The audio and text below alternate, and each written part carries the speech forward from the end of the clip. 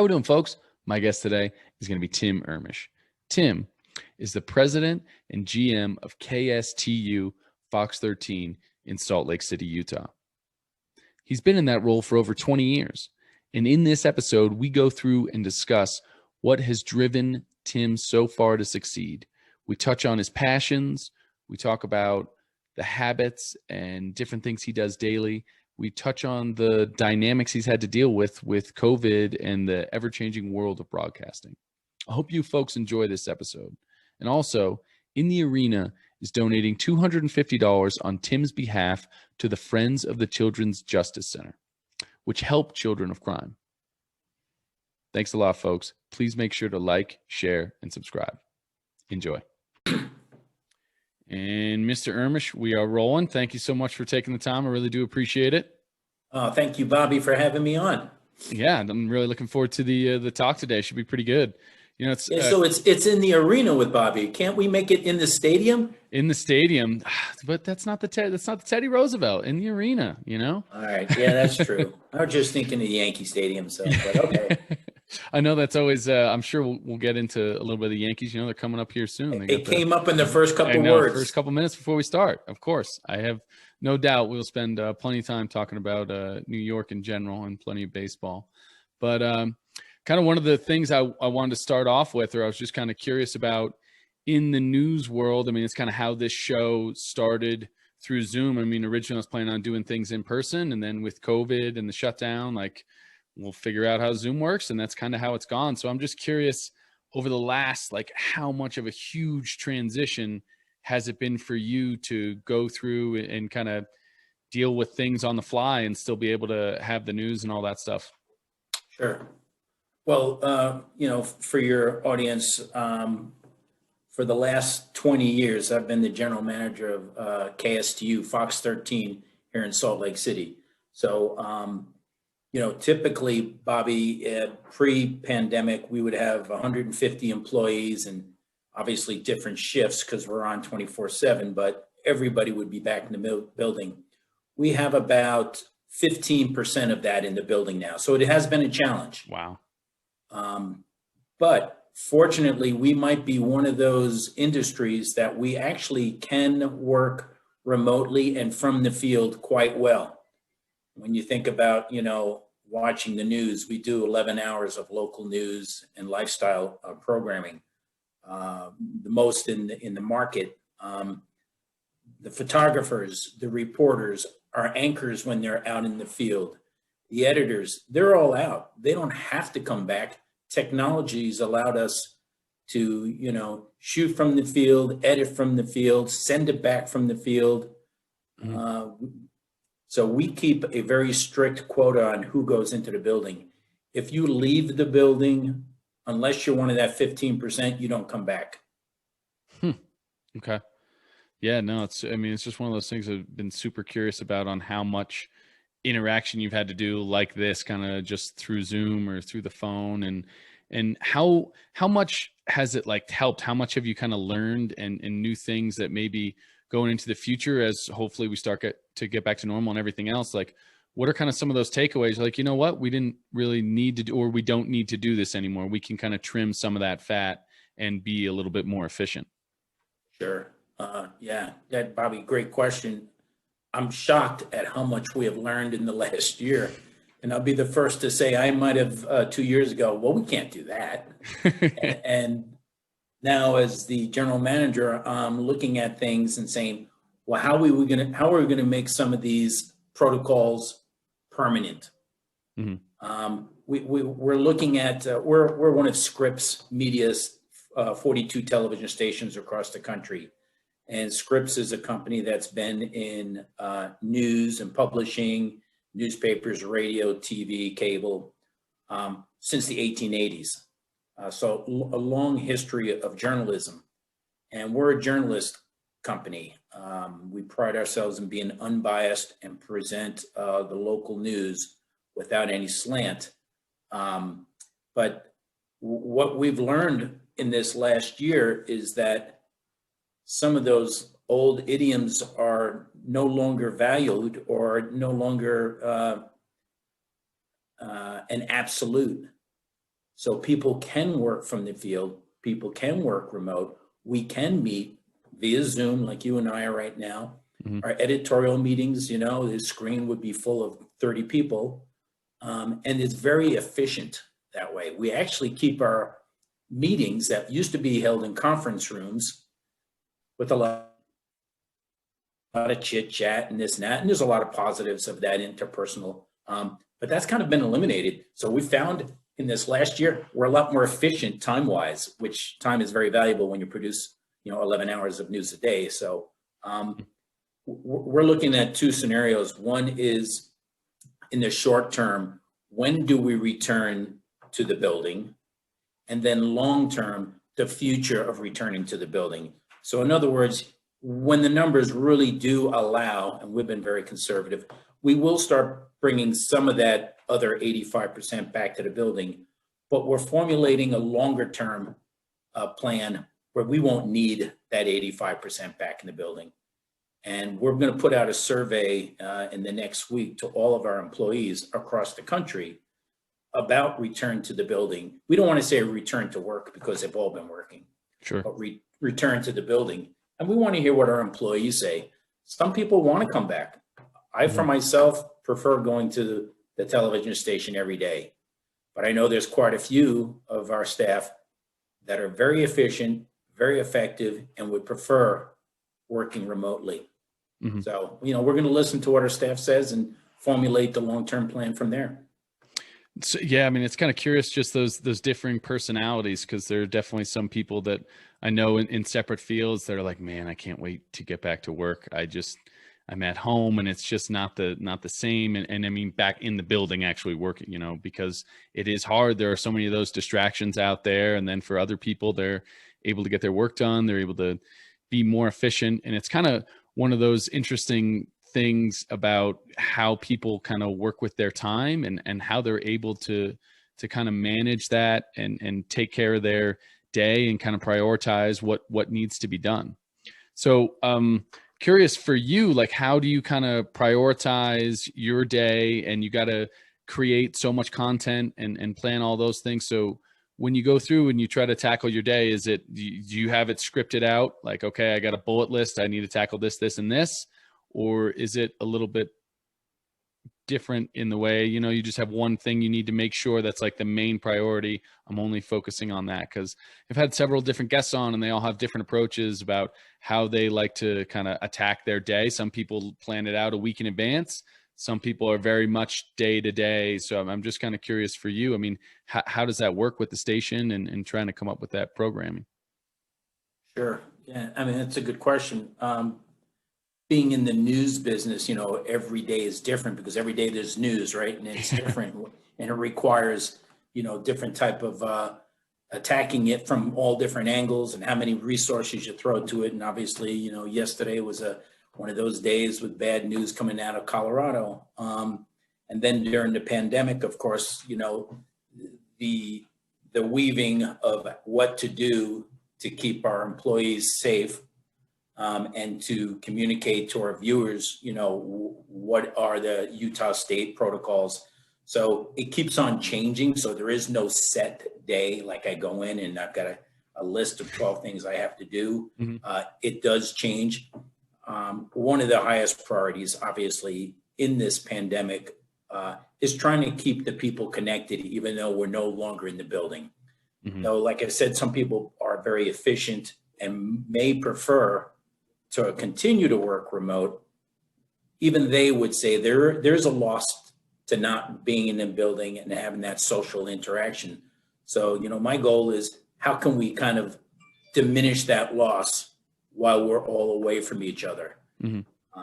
And we used to have quarterly luncheons where we would give out awards and milestone awards for how many years you've worked at the company, and employee of the quarter awards and all sorts of job recognition. Well, we still do that. It's just now we have to do it differently.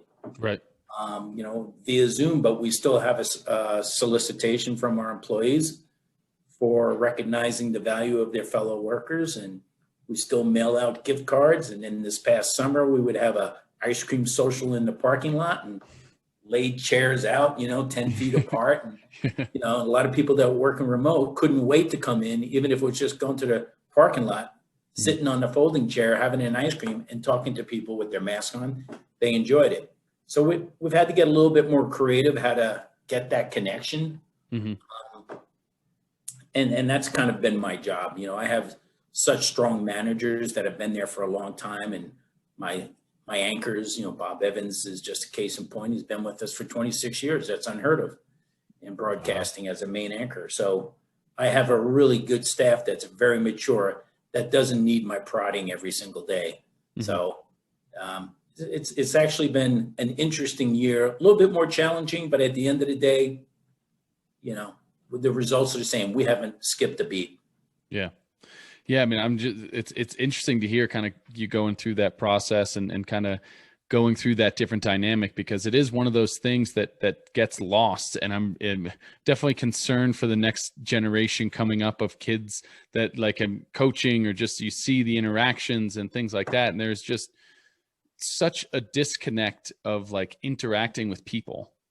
And I mean, this pandemic is clearly going to only make it worse. And it's one of those things when people come back, and that'll be an interesting reaction in of itself once the mask mandates start to go away, as they already have in some states, like how people are going to respond and react to that. And it's just such an interesting dynamic there. And I feel like it makes it so tough, because those younger people coming up are so looking at that phone, and now they have Zoom. So they don't even know, a lot of them don't even know how to have like a real conversation with like adults or other people, kids hardly their age. They just share TikToks back and forth or whatever else it may be on social media. And like, there's so many just lost things there. I mean, it's crazy, I mean, obviously, the family and everything else, like we talk, interact, like you would have to talk to adults and make adult conversations and come up with, things to talk about when you're like a 10-year-old or someone younger, like, okay, how, and vice versa for you. So I'm just curious. I mean, how much have you seen that kind of change happen over the last year? I think that change happened with the younger generation, and I'm not picking on them, but you go to a restaurant and you'll see a family, and you'll see the 8-year-old on his phone or Game Boy or whatever at the time was the hot button, and they're not conversing at all with the family at the restaurant. Sure. And the goal here, if you just read any development books, is you put those phones away. You don't put it on the table. You put it to the side and you converse. In the pandemic, it reminds me, and it is a challenge that you said there, that there could be people that I've hired in the last year and a half that have never had that social interaction with their workers face to face, or workspace to workspace. It's all been this. And it reminds me of a story. When I first got here, as one of the local newspapers invited me up to their physical plant, and they were so proud to show me their new offices and the printing press. And this was 20 years ago. And they just couldn't wait. State of the art. Fantastic. After about a 2-hour tour, we got back to the conference room, and the leadership team of the newspaper, I asked them, I said, well, this is terrific. Thanks for inviting us. I'm really impressed by what you have here. It's laid up great. And I asked them a question from the old building. Is there anything that you miss from the old building? And almost to a person, they said, well, we kind of lost that community of being closer to each other, where you could just get up and look over the workstation or knock on somebody's office and have that conversation, not got things done, as opposed to making appointments and email, and they're on another wing and I'm never going to walk over there. There are pluses and minuses. And I think if we just realize what the negatives are, how we can diminish that and replace it with what was, the old interaction. It's a challenge. You're right. I have a son who's finishing up his master's at the University of Utah, and I'm kind of curious, how he's going to address the business world. What is it going to be like for him? Sure. Yeah. It's going to be different from when I started. That's for sure. So, I mean, speaking to that a little bit, I mean, one of those things I've kind of always been curious about for you, I mean, was it always, have you always been into the news and TV and I mean, was that always kind of a path that you wanted to go down? Or was it something that, well, I mean, what kind of drew you into that once you graduated from Georgetown, and once you know, were done there? Was that one of those things, or were you kind of just like, oh, I kind of enjoy TV, or what kind of brought you down that path? Well, I didn't start off in news, though I've always had an interest in news as a young person. I Mhm. can remember, events very well, and I associate times with the news of the day, whether it was, the assassinations in the late 60s or the riots or, Lyndon Baines Johnson saying he's not going to run for president in the Vietnam War. I just remember all the news and I would watch it all the time. But I didn't go into news at first. Mhm. When I graduated from Georgetown, it was one of those recessions in 1980, and it was all about, boy, I got to get a job to pay off these loans. So what's the best? And I knew that going in. So I went into the business school and went to the guidance counselor, and they said, oh, accountants, we always need accountants. And I knew nothing about it. And I said, Yeah. well, no, heck, I'm good with numbers. That comes really easy to me. I'm in the business school. So I got my degree in finance and accounting and worked for one of the big 8 firms back then. Now there's only big 4. And I worked in Manhattan for Price Waterhouse. Oh, okay. Did not care for it, but it Mhm. was such a great discipline to know the business, because you have to learn different types of businesses when you go into them, whether you're doing consulting or auditing or tax preparation. You got to learn their industry real quick. Mhm. I mean, I worked for law firms, shipping companies, not-for-profits, and you got to learn their business quick. So that was kind of interesting. And I did stick around to get my CPA, but I knew after a couple of years this was not what I wanted to do. It was too buried in the books. Even though Okay. I love the numbers, I was Mhm. much more of a people person, and kind of fell into broadcast sales, advertising sales. That sounds good. Mhm. Well, they give you a credit card and you take clients out to lunch. When you're 22 years old, what more do you need? Yeah, exactly. Oh, you get paid too? And so that's how I got into broadcast and journalism. I didn't get a journalist degree, but certainly loved news, but more on the business side. Mhm. Um, and so I worked my way up. I started off as a sales associate and worked Mhm. my way up to a salesperson, and then moved around in management to this current position here at KSTU Fox 13. So going through like that process and that kind of building, I mean, what would be a couple takeaways for some of the listeners that are maybe still in college and kind of think that they have it figured out of what they're going to do?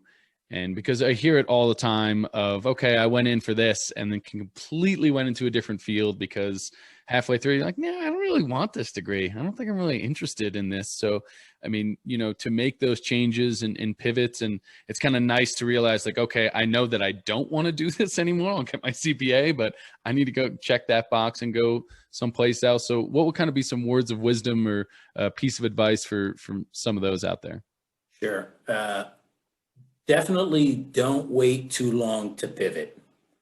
Okay. I did pivot after 4 years. Now that might have been the maximum, because if you're entrenched in a career and you do not like it, and then all of a sudden you're getting married and you're starting a family and maybe you buy a house and get a mortgage, it's so difficult to make that career change, Hmm. because often you have to take a step backwards when you enter a new industry, right? Pay wise. Sure. And you might have the bills and stuff. So fortunately for me, I was just a young single guy and 25 years old, no bills to speak of, renting a cheap apartment in Flushing, Queens, and I could make that change and make a pay cut and take a pay cut very easily. My advice would be definitely college. A degree is very important. Hmm. And it doesn't have to be just college. It could be a trade school, which I think our country needs a lot more of. But I know when we're interviewing for positions, one of the requirements is college degree. And if Hmm. you don't have it, you sometimes are limited as far as moving up. As unfairly as that may sound like, Hmm. I think everybody should get that college degree or trade school equivalent. And then, of course, that point in your life, you remember going, and it's like the best 4 years of your life. You always look back on it, even though while you're in it, you can't wait to get out. But, you know, change. If it's something that you find you don't like, you're still going to get some experience out of it, but definitely pivot, find what you want. I was one. I went from, the business world of public accounting to broadcasting. I mentioned my son, Brendan, he worked after he graduated from University of Portland. He worked for Nike for 5 years, did not like the business world. They loved him. What did he do? He went back and got another undergraduate degree so he could get into a science program and Masters of Archaeology here at the University of Utah. Totally different. I mean, Nike to archaeology, and he's the happiest he's ever been doing this and not making any money yet. Right. Yeah. So yeah, definitely pivot. You could pivot 2 or 3 times, but don't wait too long. Don't wait too long out there. So I'm kind of curious, through this journey that you've had along the way, who are some of the people that have really kind of left an impression on you, or really kind of helped guide you through and really kind of mentored and brought out the best in you? There's just no one person, Bobby. Sure. Every time I work for somebody, I'm the type that always looks up to the people I work for and always feel like I can learn something from them. Maybe 80% of their game is excellent and 20% I'm not too thrilled about. But I pick on and want to learn from the points that they really are strong and have strength, whether it's their intelligence, their creativity, their persistence, their management style, how do they motivate people? So I kind of pick little things and go, wow, that person is an amazing motivator. Or that person just has the unbelievable perseverance and never gives up. And try and learn from each one. And that, because we're like a clean palette, and after 10 years in the business, all of a sudden you've picked up all those little things from people you've worked for, and you formulate who you are.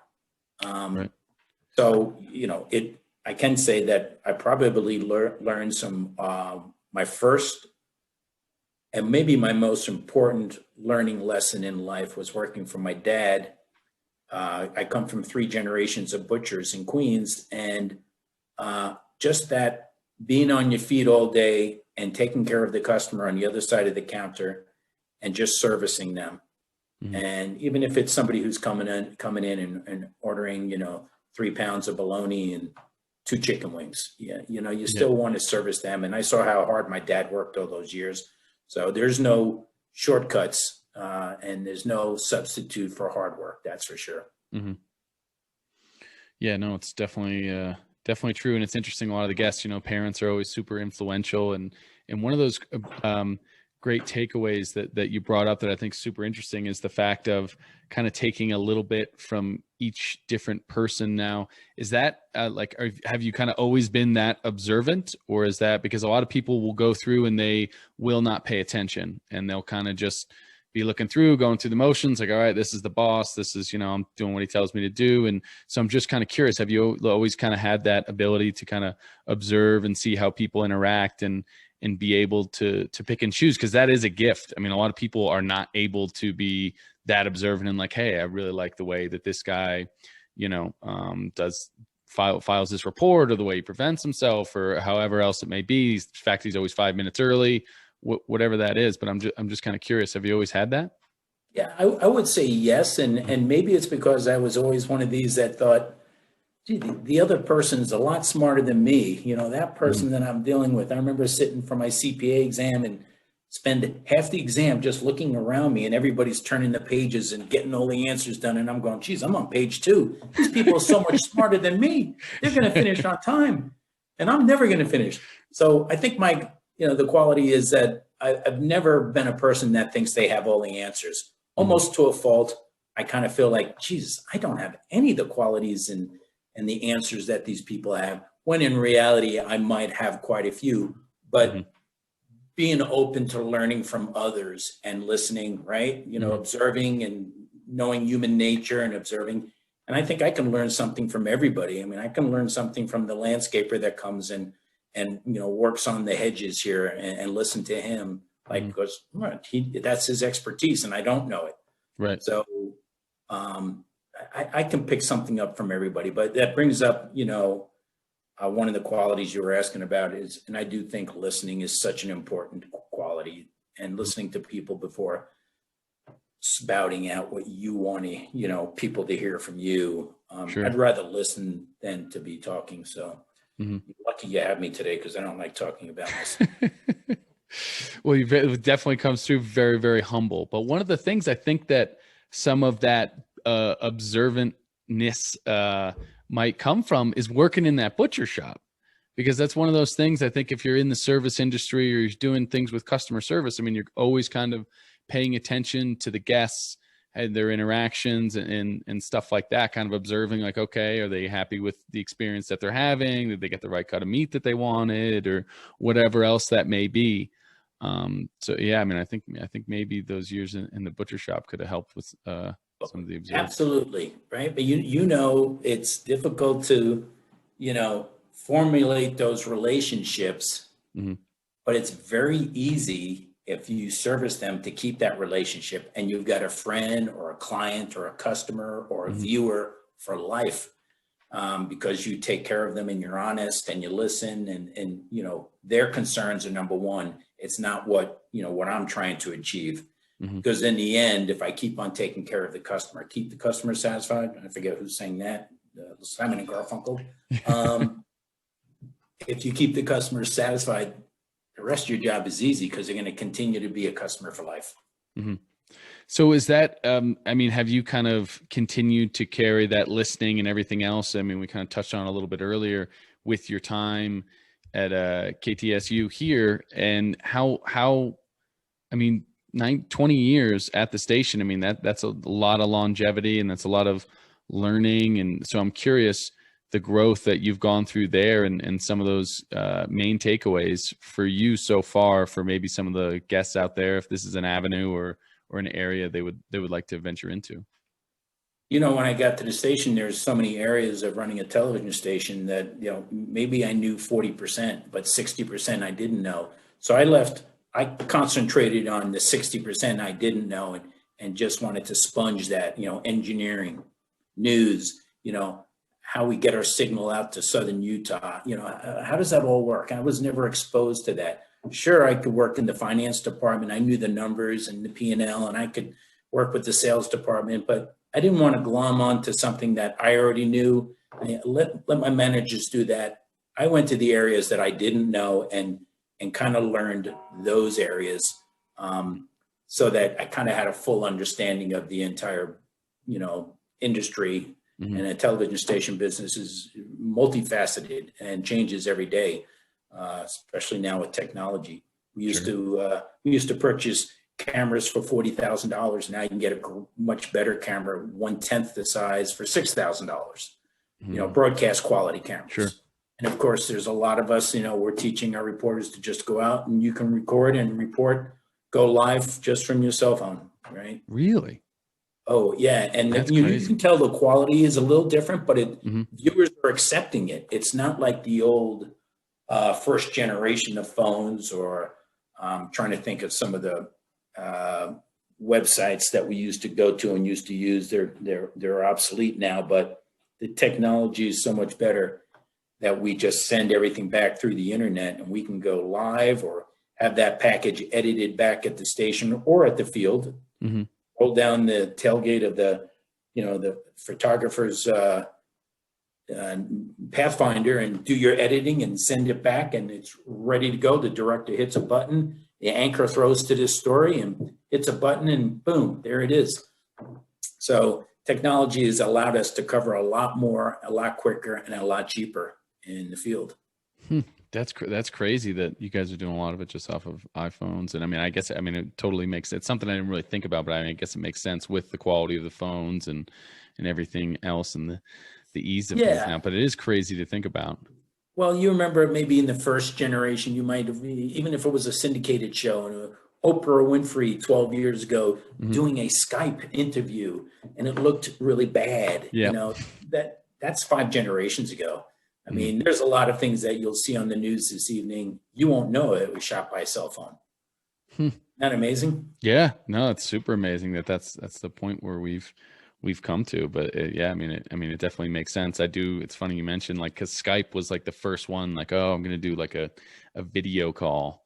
And Yeah. you would talk to somebody in France or whatever, and it would be like, an 8-second delay or whatever else. But you would, that's, yeah. So it's interesting to see how much the And it's times getting better and better. The compression is getting better. And, just the technology, a television station used to just have one, one distribution of one channel, right? And here's I'm a Fox affiliate, so here's my news, or here's my, Judge Judy, and then here's my Fox Prime. And now we split that, that spectrum into 4 or 5 different channels.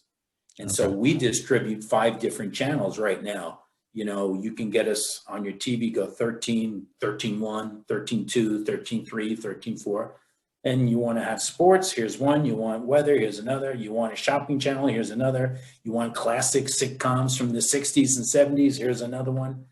There's so much we can do, with the spectrum being compressed, and it still looks terrific. So there's a lot of sources of entertainment and news out there, and it's very competitive. So speaking of that competitiveness, how much has it really changed, especially since, you've been at the station for 12, like how much has that changed in viewership? Because especially with the younger generations and everything else, their attention span is like that. Coaching some of the athletes and stuff like that. It's like, hey, you just finished a 30-second run. Can I talk to you for 2 seconds? They're like, oh, looking all around, like, yeah, just need your attention for a couple seconds here, and then you can go back. And you do want coaching for your run, correct? So I'm just kind of curious. How difficult is that to kind of understand and deal with the new viewer? Because that's absolutely changed over the last 20 years and how people get their information. Yeah, it's changed so much. It's unbelievable. Just in the last 10 years. The attention span is less. We know that from the generation. So, we do have to write to the video. We have to broadcast as smaller snippets.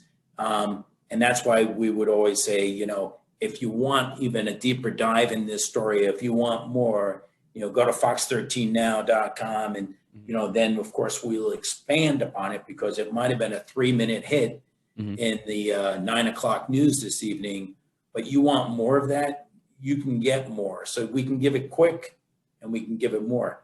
And I do think though, I wouldn't say it's just that this generation has a shorter attention span, and it might, they're certainly used to things happening quick and instantaneous gratification. But we also see the pendulum sometimes swinging back, that people want a deeper dive. People want we call it at Fox 13, a 360 view, where we look at it from all different angles. And we're not afraid to do an 11-minute segment in the 9:00 news. I wouldn't run all 11 minutes in, 7 a.m. when people are getting ready to go out to work and they're watching the news for traffic or weather. But in the evening, people do want that, because I think the IQ of the story goes up when it's really covers all aspects. It goes into much more depth instead of just a headline. So it is a balance. We do have to do a lot of story count, but we have editorial meetings where we do say, we're going to cut this hour's newscast down from 12 story count to 8, because, story number 2 and 3 deserve 6 minutes, 7 minutes, and not the 2.5 minutes that we used to do, because people want more. They want the truth. They want unbiased. And unfortunately, the news media has gotten such a bad name in the last, 5 years. And it upsets me because, and I understand it because I consume news all different ways. And, I know the 24-hour news networks, I know how they got their popularity, and their business model is to find that niche. And, CNN is here, and Fox News is here, and MSNBC is here, and they're playing to their base. And I can see where people don't like that, because it comes from a slant. Sure. But I would say 99% of your local broadcasters, no matter where you live in the city, but the local station that serves, they don't have a slant. They don't have an agenda. Mm-hmm. You know, they're not Yeah. saying, well, we're going to only talk, you know, from the conservative viewpoint or from the liberal viewpoint. Very few television stations do that. We want to present unbiased journalism. Mm-hmm. Our company's slogan is shine a light and let people find their own way. And that's what we do. And I think over time, people recognize the difference between your local broadcaster and some of these, you know, and it's not just cable networks, it's all the digital sites, you know. Somebody likes to read Breitbart, somebody wants to read BBC, you know, it's all over the place.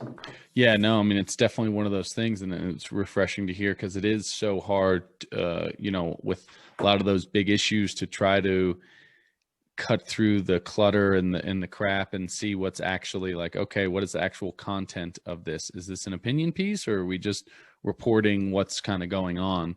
I know, like myself, I have Wall Street Journal and the New York Times to be like, okay, let me try to get like both sides. You know, I'll click on the same story, so you know, some would be a little bit monotonous, but like, okay, there's a few different perspectives in here that were not in one side, maybe in on the other, to try to, you know, as you put it, get that 360-degree both sides, and then kind of, you know, be able to come up with your own opinion on the matter, or just whether it's just getting the facts or whatever that may be. It definitely, and I'm glad that you said that, because, you know, I like to read both sides, and it's very crucial though, when you can determine like, ooh, this is spin, this is coming from an agenda. Look how they pose that question. It's almost an assumption, like they already know the answer, as opposed to really trying to find out the truth and listening. One of the websites I like is just an aggregator of both sides, is Real Clear Politics. So in the political season that we just finished, you know, Real Clear Politics, all it is an aggregator of all the stories, and they will constantly present both sides. And, you know, that's a challenge, because if you're just watching one particular, or reading or visiting one site constantly, and it comes from a slant, all of a sudden that's all you hear. You find that you think that's gospel, and it's not always the case. Well, I think it's also one of the tough things too. I mean, with Google and all the tracking and stuff like that, like if you know, you're clicking on one article because you want to read it, like, oh, okay, this person likes these things, let's give him more articles, so you can start to go further down like a rabbit hole of just it, which just makes it super hard to try to figure out, you know, what the actual truth is, or what are the actual facts of, you know, kind of what's going on. So that makes it even more challenging, because it gives you the information that you want to hear. So I feel like it kind of feeds your own biases more and more, and kind of gets you away. Like your phone's hurting you in that regard, for sure. They want to keep you on that website as long as possible. And they're going to be successful. They say, oh, Bobby likes the New York Islanders. I'm going to feed him stories about the Islanders or hockey and this and that. And all of a sudden so they're feeding you what you want to hear. God forbid they fed you something that you have no interest in, or a political slant that you definitely don't believe. You'd be off of it in a minute, you know? So it's a wonderful tool, and it's also something we have to be very careful of. Yeah, I mean, I think that's part of what's created, you know, it's helped to fuel the divide that seems to be just getting wider and wider. I mean, hopefully the gap will close sooner or later, but I think it certainly feeds into that, where people are just getting more and more into their own biases of either left or right or anything else. And I mean, it's a sensitive times, definitely in the country, for sure. It's definitely been you know, I'm interesting year. A student of history, and there's no doubt, and I do feel like what you just said, it seems like we're more polarized than ever, right? However, you know, you read stories of history, and you're reading about it without the names, and they're talking about how two different sides of the aisle are arguing and this and that, and you're going, oh my God, yeah, this has got to be 2020 or 2021. And then at the very end, they said, and you know, and then Andrew Jackson, you know, got up and said, and it's, you know, the 17 or the 1830s, right? So there has been that divide since the beginning of, you know, certainly in the U.S. and since, you know, the revolutionary, you know, whether it was the Federalists or the Anti-Federalists, or it was the Whigs and the Democrats and then the Republicans. So there's always been that. It does kind of feel that it's gotten more snarky and divided, and Right. but I'm an optimist. I'm going to say the pendulum is going to swing back a little, and we'll find some common ground. I'm an optimist. I'm right there with you too. So I hope so. But one of those things that's interesting, speaking to is that history as well. I mean, I definitely love my history, and it's one of those things. Especially, we'll go back and forth. We'll talk about some Yankees here and there, and we'll talk about Yankees history. I mean, it's one of those things that you can always lean on. Baseball history is kind of one of the coolest things that there is, but it's always an interesting dynamic nowadays where I feel like a lot of people don't necessarily know their history.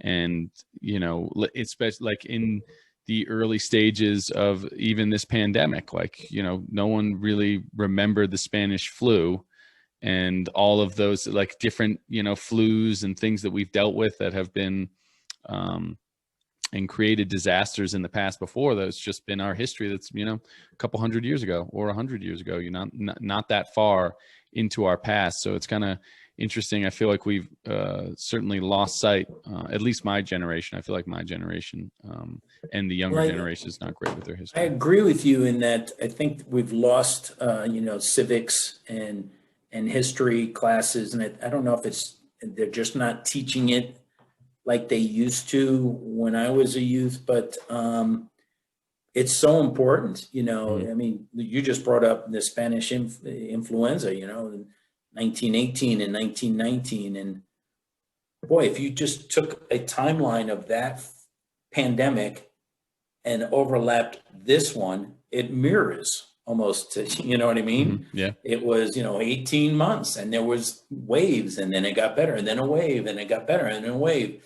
And it's repeating itself. So I think knowing history, certainly, the saying, you got to know it so you don't repeat bad history.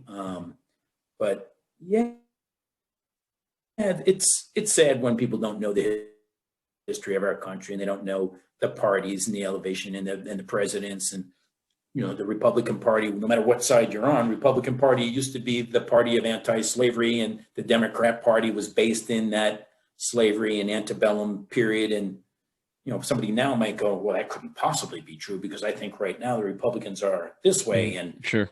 I think we need to, read up on history. I love it. I'm reading right now. Oh, perfect.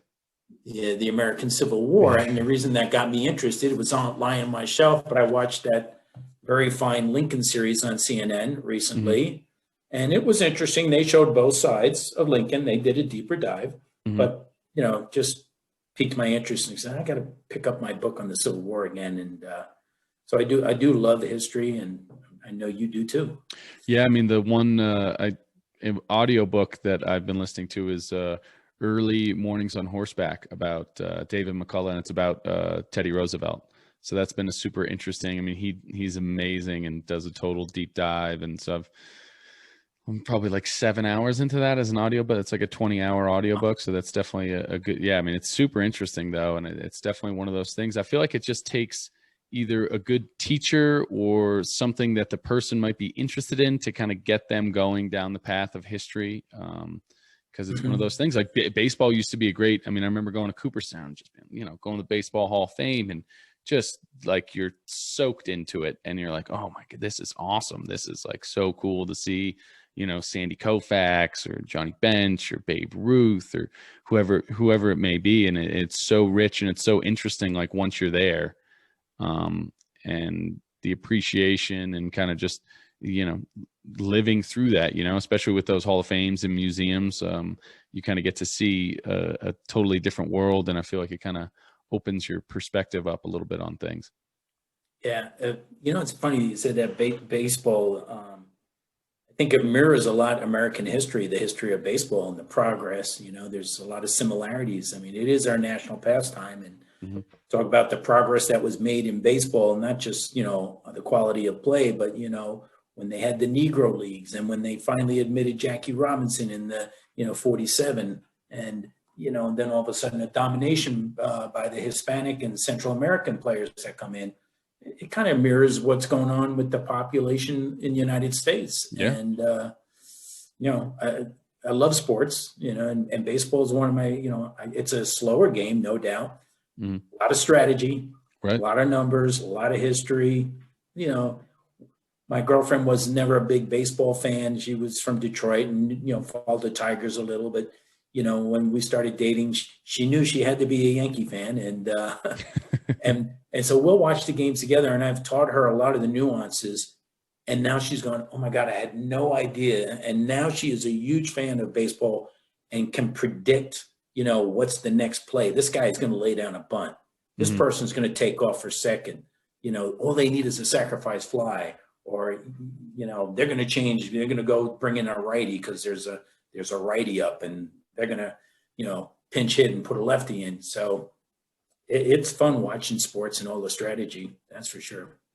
Yeah, no, and I think a lot of those, I mean, sports is just so great because there's so many different takeaways you can bring into your own life. And there's so many different lessons and takeaways for when things are going great and when things are not going so well. One of the great things of sports in my own life, and one of the things I'm curious about for you, is perseverance. Because I mean, that's really one of those things that I think is overlooked. And, kind of being able to persevere when things are not going well, or maybe things are not clicking, or, baseball wise, you're in a hitting slump or something like that. And to continue to kind of swing away, because there are a lot of people that I know that, once they kind of fail and that first, failure or setback happens, like, yeah, I'm done trying, or that fear of failure, just like, I don't want to make the attempt because I could look like an idiot, or it might not go right. So I'm just kind of curious for you and some of the perseverance you've kind of had to go through. Sure.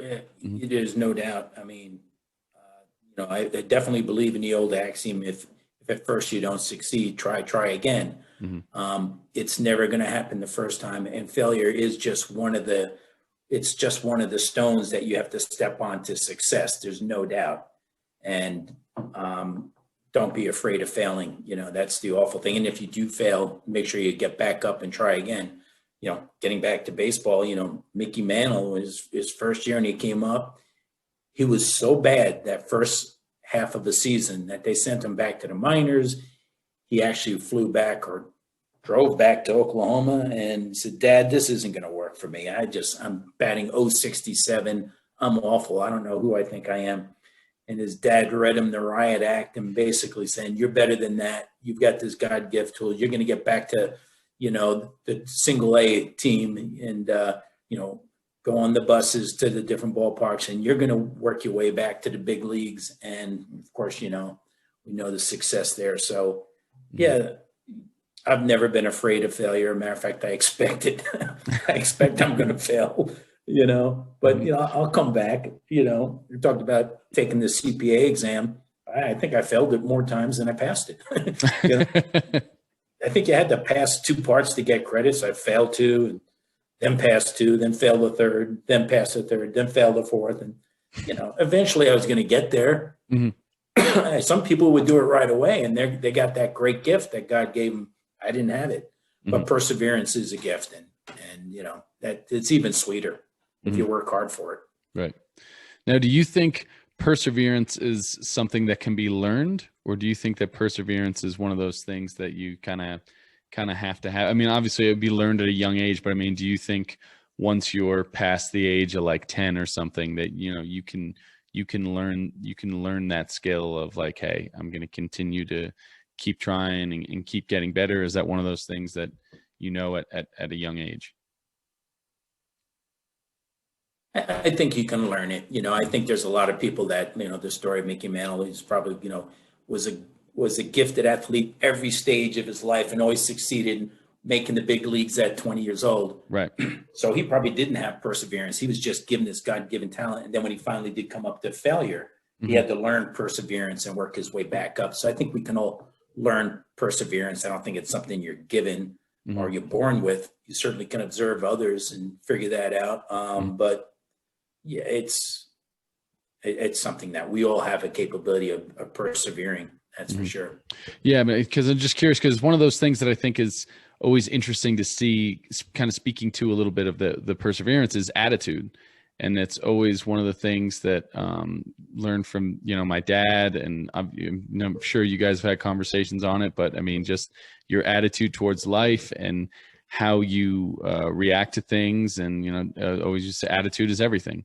So, it's one of those really important things. And that is one of those things I do think to an extent you kind of either have a good attitude or you don't. And that takes an extreme amount of hard work. I don't know if that switch can be turned like that. That seems like it's one of those things that's happens at an early age, and you either kind of have that attitude or you don't.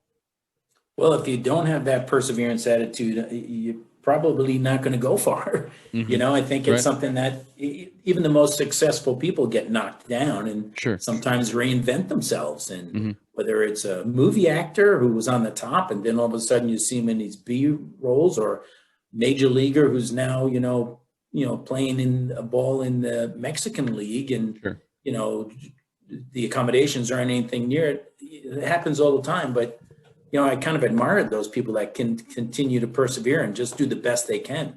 They may never reach the status that they once were, but they're going to do the best they can and, live a good life, Sure. Yeah, no, I mean, it's one of those things where I'm assuming that Mickey Mantle always had a good attitude and, might get a little bit down on themselves. I mean, everybody has a period where they're a little bit upset and feel a little bit sorry for themselves. I mean, there are several examples of that, but I'm pretty sure Mickey Mantle had like a attitude, especially after you get a talking to from your dad, like, yeah, he's probably right. I need to get back and start swinging the bat again. Well, thankfully for him, he had a dad that did, Sure. did push him and said, what are you doing here? Don't be crying back here in Oklahoma. You've got gifts. You're going to get back there and do what the team wants you to do. And if it means going down to, Scranton to play AA ball, you're going to do it. Right. So sometimes we all need that little push and that little guidance. That's for sure. Yeah. Now for you, I mean, in trying to program doing 11 hours of programming a day, what are some of the habits that you have kind of learned over the years to be able to tackle that? Because when you say that, I mean, that's like it's an insane number to me. Like, okay, now I got to try and fill slot, and it's, every single day you got to be coming out with different content and stuff like that. So what are some of those habits that you've kind of learned over the years, or that kind of help you tackle what I think is a daunting task?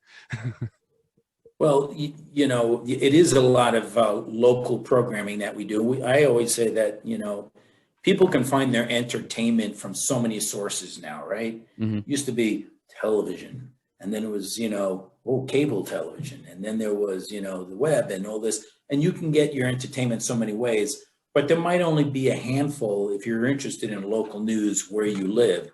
And as you mature and you start to have a family and a mortgage, and you start to watch local news, you're more interested in what's happening in your community. So, my feeling was do the best news and have the most news on so that you can do deeper dives that you're on when people come home and they want to relax and turn on the television, get the news. So, we don't force them to a certain time period because we're on almost, most of your waking hours we're on. And different day parts, we know that there are different flavors of news and different topics and how deep you go into it. Clearly in the morning, it's a little bit more quick headlines. In the early hours, 5 a.m., 6 a.m., and it's traffic and weather and some of the headlines. And then about 7 and 8, when maybe some of your viewership is more stay at home. It might be the mom or a dad or a retiree, or then you can slow it down. You have a little bit more softer news, a little bit more guests, a little bit more longer format, as opposed to 6 a.m. You're rushing to get out. And then, of course, in the evening news, you want to know what happened. The 5 o'clock and 6 o'clock news, man, those are the busiest because news is still happening around the country and it's coming in really fast. Right. By the time you're in the late evening news, 9 o'clock for us, 10 o'clock for the other stations, it's mostly a recap. There's not a heck of a lot of breaking news going on at that time. So it's more of a recap. So, we do our research with Nielsen and all sorts of maggot studies about what the viewers want at different day parts, and we kind of formulate it to, give the people what they want according to that day part. Mm-hmm. So there's a lot of research that goes into, what news to present, how much of it to present, how you stack your newscast, what's the lead, when do you go to the deeper dive? Mm-hmm. You'll notice that sports nowadays on your local station is usually towards the end of the news. Mm-hmm. And you and I are big sports fans, but quite frankly, they're not necessarily going to your local news station for sports. Yeah. Your team is the Islanders. Well, that's not local. My team is the Yankees, or somebody's the Red Sox, or somebody's, the 49ers. Mm-hmm. You're probably getting that online or getting that from your app on your phone. So, that the sports segment of our local news is not quite as high up as it once was. People still want to know about the Jazz and how this incredible run, mm-hmm. but they might have already got that news. So, that might stack a little bit lower in the newscast. Sure. We do a lot of Nielsen surveys about what's the most important thing. And it's, no matter where you live, it's crazy. People still want weather. It's still the most important thing, even though they can look at their phone and go, oh, today the high is going to be 62. Mm-hmm. They still want to have that connection with the meteorologist talking about the weather and what is it going to be like tomorrow and the rest of the week as you plan your week out. And it's the personality that comes through. So that's still one of the things in local news people want, because we're probably not as interested what's the weather going to be like in Dallas tomorrow, right? We want to know what's going to be here in Salt Lake or in West Valley or in Ogden or Provo or Park City. So you're watching your local news and it's delivered with some sort of a flair and a lot of, you don't have to search it. Yeah. It's coming for you. Interesting. Now, one of those things I'm kind of curious about, like, how hard is it to go through and pick like which story you want to be the lead, or which story you think, need to spend 11 minutes instead of 6 minutes on? Like, what kind of goes into some of that process? There's a lot that goes into it. Obviously you never want to bury the lead. So the most important story, usually if it's local, that will trump a national story for a local station. If it's big, yesterday's unfortunate news, I think most stations led with it. In my office, I have all of them up and, I'll see what, Channel 5 KSL is leading with, what KUTV Channel 2, what ABC4 is leading with, and what we're leading with. And it's interesting, some days we're all on the same story. Mm-hmm. And there's some days everyone's got a different lead. And that's I'm kind of curious, like, geez, I wonder why they went with that. We have that number 3. Yeah. But, viva la difference. And so there's a lot that goes into it. Do we have new developments that maybe somebody else doesn't have? We might lead with it. Sure. If we don't have anything more than anyone else and it's been regurgitated for 4 hours, it might not be the lead. The deeper dive might be a little bit later in the newscast. When people are, some people want to watch 15 minutes and go to bed at 9 o'clock. That's the good thing about the 9 o'clock news. We always say at 9 it's news, at 10 it's not, and so we have the advantage of being on before the other guys. Mm-hmm. But I'd like, and then I also like to go to bed after the news with a smile on my face. So that's why I've always programmed some terrific sitcoms, after the 9 o'clock news. For about 15 years, I had Seinfeld on right after the news. And who doesn't love Seinfeld, right? It's the best. Yeah, absolutely. 100%. And then I recently, a few years back, I pushed it back a half an hour, but I gave our viewers a double dose. So I run them back to back, but I put Modern Family at 10 o'clock, just a fresher show. Yep. But who knows? Someday I might put Seinfeld back there. Might go back with some. Yeah, it's hard to go wrong with that. That's for sure. Oh gosh, right? I mean, we know every show, everyone, and it's still entertaining. Yeah, no, it's true. And it is like one of the most rewatchable shows. I mean, you could just watch all over again, no matter how many times you've seen them. They're still good even after all these years. It's definitely. Yep. I think it applies to everybody, and there's no doubt if I watch that, I'm going to bed with a smile on my face. No, for sure. Well, One thing I wanted to touch on before we sign off that I had brought, I actually had to dig through. So for the listeners out there that haven't known, but Tim is a pretty big sports card collection. Supposedly, we had talked about it before, and I have yet to see it. I look forward to seeing it. I always used to have a bunch. I haven't collected like in a while, but I still have like boxes and boxes. So I had pulled out a couple for you here that I think you would appreciate and just see through. So see if you can see that up on the screen there. Oh, Mantle and Boyer. Yeah, that's Yeah. Ken Boyer from the Cardinals.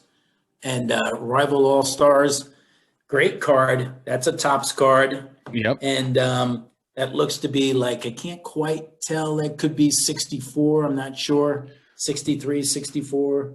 Does it say on the back? It does not say on the back, but Yeah. I have a couple. The regular cards will have the stats, and if it was, Ken Boyer's card, and they'll have every year's stat, and if the last year is 63, then you know it's the 64 card. Yeah. So, Bobby, I love baseball cards. To me, it's history. I love the statistics on the back. I just love, and Topps is the best. And I collected as a kid when I would, get my newspaper out, and Fridays was collection day, and Saturday I'm taking my quarters and buying cards up at the candy store. Mm-hmm. Get the pack with the bubble gum, and of course I don't think they do that anymore. But I've always collected them, and still have. And then later on in life, you go on eBay and say, "Boy, I can't wait to get the 56 Mantle, or the 67 Tom Seaver rookie card, or the Brooks Robinson card." And I've kept them all. Yeah. I'm one of the few that when people said, "Oh, I used to have my baseball cards and my mom threw them out." Sure. Yeah. If I had $1 for every time I heard that, well, I was a wise kid because I never let my mom throw them out. I've got them all from early 60s, and quite a collection. And some of the prize ones are in, inch thick acrylic screw down so you can't mess up the edges, because that's what it's all about. It's funny. There was just one card, I think it was the Mantle rookie card, just went for $5 million. Yeah, it's crazy how much they're going for now. Yeah, no. That would have been the 52 Mantle, I think, Topps. Even though he was a 51, he didn't sign with Topps that very first year. There was a couple of companies back then, Fleer and Dunruss, but it's everyone goes, "Oh, I got a 52 Mantle," but if it's in lousy condition, it's pennies on the dollar, right? Yeah, the exactly. one that's $5 million, everyone says, "I got one. I got $5 million." You look at it and goes, "Well, if it was PSA graded 1, you might get 500. That's not even going to be graded." Right. Exactly. Because the edges are rough, the borders are uneven, there's handwriting, it's scraped, and it's still valuable to me. I don't need PSAs. I don't do it for the investment purposes. I love the history of it. Yep. Yeah, no, I mean, it's definitely super interesting that all the stuff that goes into that. So, I mean, you collect them for fun. Did you keep them all in like pretty good shape? Yeah, they're all in good shape. Well, there's some of them that I, got a little, Willie Mays was not my favorite player because I was a Mickey Mantle, and they were, two of the best. And I think I drew, patches on him and scars on his face. And so I've got a defaced Willie Mays card that is not worth a nickel, that if I kept in mint condition, exactly, sentimental I could value. buy a new car. Yeah. Or we used to put them, I don't know if you did this when you were a kid, we used to put them in our bicycle wheels with a clothespin, and it would make noise as you rode around. Yeah, the spinners. Yeah, of course, that didn't help the that probably didn't help the condition or the value. Yeah, the other one I brought out for you, because I know we had talked about it, but when so the story on this was Johnny Bench, who was my favorite baseball player growing up. He was playing at a golf tournament here in Park City. And I had actually gotten this baseball card. I think I got it when I went to the Baseball Hall of Fame in Cooperstown. So one is, what year is it? It's 1975. So his 1975 card, and it was really fun. He was playing a PGA, like a senior PGA event or something here in Park City. And we ended up going to the event, and he was at the driving range, and there were a bunch of other people, there was like a bunch of other older than me. I was probably 9 at the time, going up to him. asking him, to sign like a golf ball and like everything else, and he kind of just like turned him away. I think he had a rough round. But needless to say, I shuffled up with my baseball card, and I'm pretty sure that was what impressed him over the top there. So Yeah. he pulled out his pen there and signed my baseball card. So that was. And is that the 75 you said, or is it 75? 70? Yep. So 75, definitely not in mint. It's a little bent around the edges, but it was a pretty cool. Well, he was, 75, 76, two of his best years, just a Hall of Famer. 75, the Reds won the World Series against the Red Sox in an epic 7-game series. And then in 76, the Reds beat the Yankees 4 straight, and Johnny Bench was named the MVP of the World Series. I think I have a Johnny Bench rookie card, and I think it's 67. Not sure what great shape it is, but rookie cards are kind of valuable, as you know. Yeah, super valuable. Yeah. Even the more recent ones, maybe Ken Griffey Jr. is one that has gone up in value. They started to mass produce the cards and overproduce them in the early to mid 80s. So it kind of became saturated. So values went down, but they're kind of coming back up right now, especially older 50s, 60s, 70s cards. Yep. They're in good shape. Yeah, I love the baseball card you brought out before, Mantle and Boyer. So my first memory as a 5-year-old was the Cardinals-Yankees 64 World Series. And I remember the announcer going over to the third base stands interviewing these parents because Ken Boyer and Clete Boyer were brothers playing on the opposite sides. Clete was a Yankee third baseman and Ken was a Reds third baseman. And I remember the typical question go, who are you rooting for? Their sons. Yeah, I'm rooting for one over the other. I'm just rooting that they both do well and play a great game. Right. But how cool is that to have brothers in the same World Series? Yeah, that's unbelievable. Yeah. Except the wrong team won that one. The wrong team. Cardinals won in 7. Bob Gibson won 3 games in that World Series. But you got opening day coming up here. You know what? It's coming up soon. Every fan is optimistic about their team. Opening day. Nobody's in last place yet. They haven't lost a game, and it's kind of fun. And I can't wait. I got my MLB package. I'll be watching games or listening to it on the radio coming home from work. Yeah, it feels good after the pandemic. I think just the fact once we start getting fans in the stadium, and I was reading an article the other day about each stadium, they've already made an announcement of what their capacity will allowed in the beginning stages of the season. And the low or 10%, and then I think the high. I think the Texas Rangers are saying 100%. Well, Texas, right? Sure, yeah. a little bit more open, but it'll be interesting. I think most of the stadiums might be 1/5. And then if by June and July, if we start seeing the numbers get even better and better, if we reach herd immunity at 75%, I'm certainly hoping by mid-season it's full capacity. I hope. That would be awesome. Yeah. But, just watching the game, the crack of the bat, and I don't want to be overly sentimental, but I think people really need that now. Yeah, really can't wait for sports and all those things and getting back to more of reality and going to catch some Yankees games and everything else for sure. Yep, or go see the Salt Lake Bees. Yeah, exactly. See the Bees, AAA. There's a great stadium right here, and there's nothing funnier than going there. Well, before I let you go, Tim, I was just curious, the charity that in the arena is going to be donating to on your behalf. Oh, Bobby, I'm so glad that you're doing that. It's very nice and generous, and it's all about giving back, right? Sure. And, absolutely. So I'm close to the Children's Justice Center. So the Friends of the Salt Lake County Children's Justice Center. Okay. And that's the charity that I choose. And the Justice Center, every state has many of them. Salt Lake County, which is underneath Sim Gill, our district attorney, they help children of crime. And, often it's physical or sexual abuse and it's just an amazing organization that unfortunately there's such a great need for. And what they do for these kids is amazing. You don't want to bring a child into the police precinct. They didn't do anything wrong. They might think they did, but we need to get these children out of a harmful situation, and get them professional help. Yeah. And get them back on track, that they were not at fault, that they can live a successful life and get the help that they need. And, if there's some perpetrators, put them behind bars so they can't do it again.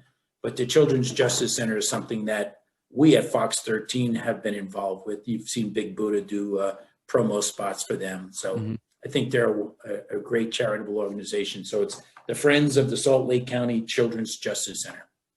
Excellent. Well, we look forward to donating to them, and thank you so much for taking the time. I really do appreciate it.